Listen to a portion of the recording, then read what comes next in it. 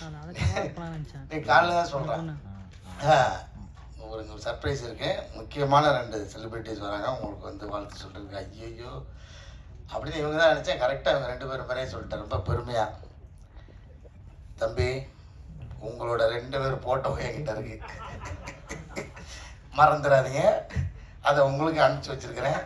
இன்னும் பத்திரமா அதை லைக் போட்டு வர வச்சுருக்கிறேன். எப்போ வேணாலும் மீடியாவில் போஸ்ட் பண்ணிடுவேன், தெரிஞ்சுக்கிங்க. சோசியல் மீடியாவில் அதை மனசில் வச்சுட்டு பேசுங்க. இனிமேல் மேடையில் பேசினேன் என் வயசை பற்றி இல்லாமல் நீங்கள் விமர்சனம் பண்ணுறீங்க. இருக்கட்டும். ஏன்னா ஒரு யதார்த்தமாக ஒரு அப்பா ரோல் கொடுத்தாங்கன்னு வெள்ளடிச்சு நடித்தா உடனே எனக்கு 60 வயசுன்ற ஒருத்தன், ஒரு 58 வயசுன்றான். தம்பி, எனக்கு ஒரு வாய்ப்பு கிடைக்காம போயிடும். இல்லை இருக்கு, நான் வெயிட் பண்ணுறேன். ஆனால் ஏதாவது ஒரு சூழ்நிலையில் இந்த ஃபோட்டோவை நான் போடுறேன்டா. இருந்தாலும் நீங்கள் வந்ததுக்கு ரொம்ப நன்றி 2 பேருக்கும். லவ் யூடா. ஐயோ, அதுவே பயமாக இருக்குது, என்ன பண்ண போகிறான்னு தெரியல. ஏன்னா இந்த ஃபோட்டோ வந்து ஒரு அதிகாலையில் ஒரு 4 மணிக்கு எடுத்த ஃபோட்டோ. அப்போ யோசிச்சு பாருங்கள் எப்படி இருப்பாங்கன்னு. அதில் நானும் உள்ளே இருக்கேன், அதனால தான் அந்த போட முடியல. எப்பயோ போட்டு மாட்டிவிட்டு ரொம்ப ஒரு உற்சாகமான ஃபோட்டோ அது. முதல்ல எஸ்ஆர் பிரபு சார் ரொம்ப நன்றி. ஏன்னா ஒரு படம் வந்து இது எப்படிப்பட்ட படம்ன்றதை நீங்கள் வாங்கினோடனே எல்லாருக்கும் அது தெரிஞ்சிருச்சுன்னு நினைக்கிறேன். ஸோ எல்லாருக்கும் ஒரு நம்பிக்கை முதல்ல வந்திருக்கும். அதுக்காக முதல்ல உங்களுக்கு நன்றி சார். ஏன்னா நீங்கள் நல்ல படங்களுக்கு சப்போர்ட் பண்ணுவீங்க. அந்த வகையில் இந்த படத்துக்கு சப்போர்ட் பண்ணது ரொம்ப நன்றி. மற்றபடி சத்யராஜ் சார், அவர் இங்கே இன்றைக்கி வரல, அவருக்கு ரொம்ப ரொம்ப நன்றி. ஏன்னா படம் நாங்கள் ஒரு முடிகிற ஸ்டேஜில் தான் வந்து டைரக்டர் வந்து அப்ரோச் பண்ணார். எந்த தயக்கமும் இல்லாமல் படத்தில் கொஞ்சம் எடுத்து வரைக்கும் போட்டு காமிச்சு அவர் பார்த்துட்டு அவர் பிடிச்சி நடித்தது ரொம்ப ரொம்ப சந்தோஷம். ரொம்ப நன்றி சார் இந்த மேடையில் உங்களுக்கு. அப்புறம் வடிவேல் சாருக்கு ரொம்ப நன்றி. ஏன்னா எனக்கு தெரிஞ்சு நடிக்காமல் முதல் முறையாக பாடுறான்னு நினைக்கிறேன். ஸோ அது வந்து எங்களுக்கு கிடைச்ச ஒரு பெரிய வாய்ப்பாக நினைக்கிறோம் நாங்கள். இந்த நேரத்தில் உங்களுக்கு நன்றி சொல்லிக்கிறேன் சார். அப்புறம் வந்து நிறைய பேர் விட்டுட்டேன்னா எல்லோரும் சொல்கிற மாதிரியே மன்னிச்சிருங்க. அபிஷேக் ராஜா எனக்கு இந்த படத்துக்கு வந்து கனெக்ட் பண்ணி விட்டு தான் வந்தான்.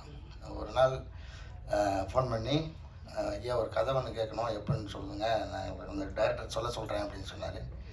அப்புறம் அந்த கதையை போய் கேட்டேன். அந்த கதை மீட்டிங் பாயிண்ட்டு, அந்த இடமே வந்து எனக்கு ரொம்ப பிடிச்சிருந்தது.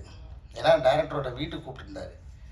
ஸோ ஒரு தயக்கம் இல்லாமல் வீட்டுக்கு கூப்பிட்டு, ஒரு தொழில் சார்ந்து நான் பெரும்பாலும் நான் வீட்டில் யாரையும் கூப்பிட்டு சந்திச்சதில்லை. நான் வெளியில் எங்கேயாவது ஒரு புது இடத்துல என்னோடய அலுவலகத்தில் அப்படி தான் சந்திப்பேன். ஸோ வீட்டுக்கு கூப்பிடும்போது எனக்கு ஒரு நெருக்கம் இருந்துச்சு அதில். அப்போது ஃபஸ்ட்டு நான் போனது வந்து கொஞ்சம் தயங்கிட்டு தான் போனேன். ஏன்னா இந்த இப்படி மெயின் லீடு அப்படின்லாம் சொல்லிட்டா நம்மள இந்த குணச்சித்திர கதாபாத்திரத்துக்கு கூப்பிடாமல் போயிடுறாங்கன்னு ஒரு பயம். அதுக்காக இதை பண்ணலாமா வேணாமான்ற ஒரு தயக்கம் தான். பட் இந்த படம் அப்படி மெயின் லீடு அப்படின்னு இருக்காது. எனக்கு தெரிஞ்சு இது எல்லா கேரக்டர்ஸும் ஒரு பில்லராக இருக்கும். இந்த கதை அப்படி இருக்கும். அப்புறம் அந்த கதையை அவர் சொன்னார். அதுக்கப்புறம் எனக்கு அந்த பயம் தெளிஞ்சிருச்சு. ஏன்னா அந்த ஒரு வழக்கமான அந்த சினிமாட்டிக் அந்த எக்ஸ்பீரியன்ஸில் இல்லாமல் இது வேற ஒரு டைமென்ஷன் அந்த கதை சொன்னார்.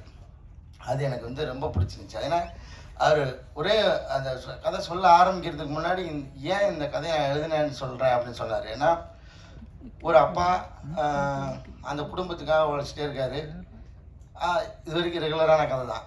அவர் என்ன உணர்வை சொல்ல வந்தான்றது எனக்கு பயங்கரமாக நச்சுன்னு அப்படி அடிச்சிருச்சு. ஏன்னா ஒரு டீனேஜ் வரைக்கும் பசங்க வந்து ரொம்ப அந்த ஸ்பரிசத்தோடையே இருப்போம். அப்பா மேலே உருண்டு பிறண்டு விளையாடிட்டு அந்த மாதிரியான அந்த ஸ்பரிசத்தோடையே வளர்ந்துக்கிட்டே இருப்பாங்க.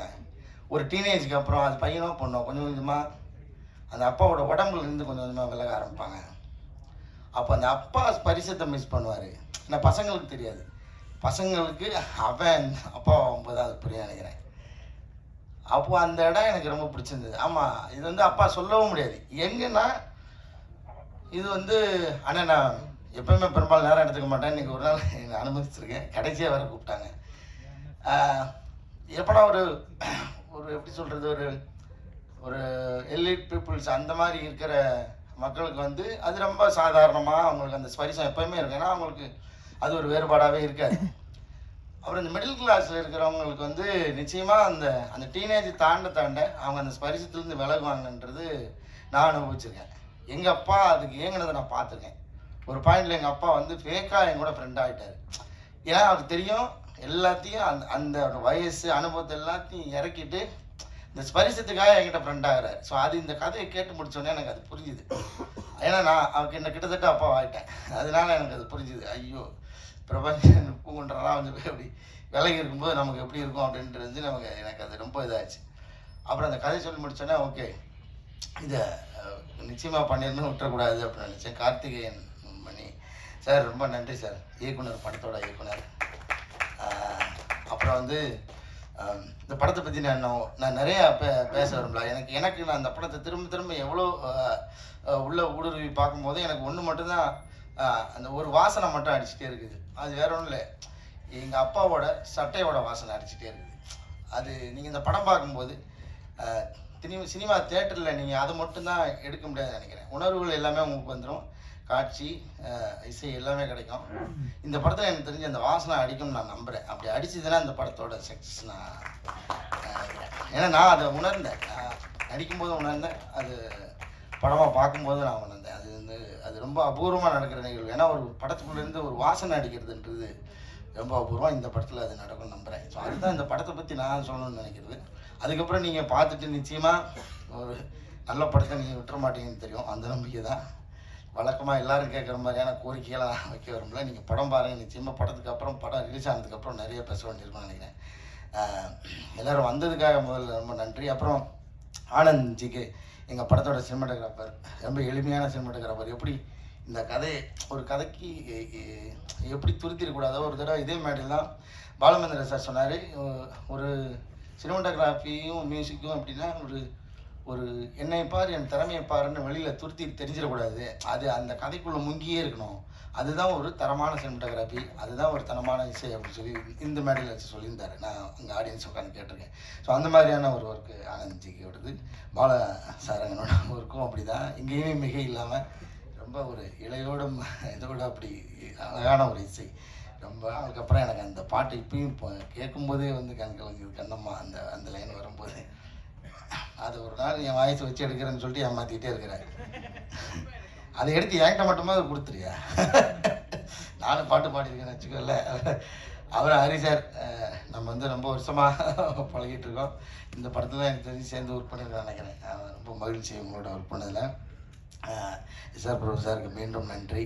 ஏன்னா நம்ம ஆர்டராக பார்த்துட்டே பேசிட்டு வர்றதுனால அது மிஸ் ஆகக்கூடாது. ரோஷினி, உங்களோட ஒர்க் பண்ணதில் எனக்கு ரொம்ப ரொம்ப மகிழ்ச்சி. நீங்களும் ஒரு யதார்த்தமான நடிகை, எனக்கு ரொம்ப பிடிக்கும் உங்களோட நடிப்பு. ஸ்னேகன் சார், உங்களோட பங்களிப்பு எங்களுக்கு வந்து எப்படின்னா, கலையரசனாங்கலாம் சொன்ன மாதிரி நாங்கள் உங்களோட சேர்ந்து ஒர்க் பண்ணும்போது அதில் நீங்கள் எனக்கு என்ன அண்ணன் சொன்னது எனக்கு ரொம்ப சந்தோஷமாக இருந்தது. ஏன்னா நான் நிச்சயமாக உங்களோட சின்ன பையன் தான் நினைக்கிறேன் சார். இருந்தாலும் நீங்கள் உங்களோட இந்த படத்தில் நீங்கள் எங்களோட இருக்கிறது எங்களுக்கு ரொம்ப பெருமையாக நினைக்கிறேன் சார். ரொம்ப தேங்க்ஸ். ஷெல்லி, நான் வந்து உங்களுக்கு வந்து இப்போ தான் ஷெல்லின்னு கூப்பிட்றதுக்கு எனக்கு தைரியம் வந்திருக்கு. ஏன்னா கூட நடிக்கும் போதெல்லாம் கொஞ்சம், ஏன்னா படத்துக்குள்ளே வேறு எந்த வகையான மொத்த காட்சிகள், நெருக்கமான காட்சிகள் எதுவுமே இல்லை. ஸோ அப்படின்னும் போது நம்ம நெருங்கி பழகிறதுக்கும் வாய்ப்பு இல்லை, ஒரு டிஸ்டன்ஸ்லேயே தான் இருக்கிறோம். நான் கொஞ்சம் அண்ணாந்து பார்த்து பேசிட்டேன் சார். இவனுக்கு கீழே இருக்கேன். அதாவது திருவிழாலெல்லாம் இந்த கச்சேரி நடந்துட்டு இருக்கும்போது 2 கேரக்டர் எந்திரிக்கும் தெரியுமா நடுவில், அதை மாதிரி கூட்டு நடுவில் நிப்பாட்டி வச்சுட்டு என்ன பேச வைக்கிறீங்க. சரி, அப்போ சொல்ல வந்த குறைய சொல்லவே முடியாது. அப்படி இருந்து கொஞ்சம் டிஸ்டன்ஸாகவே இருக்கிற மாதிரியான எழுதிட்டாரு டைரக்டர் சார்.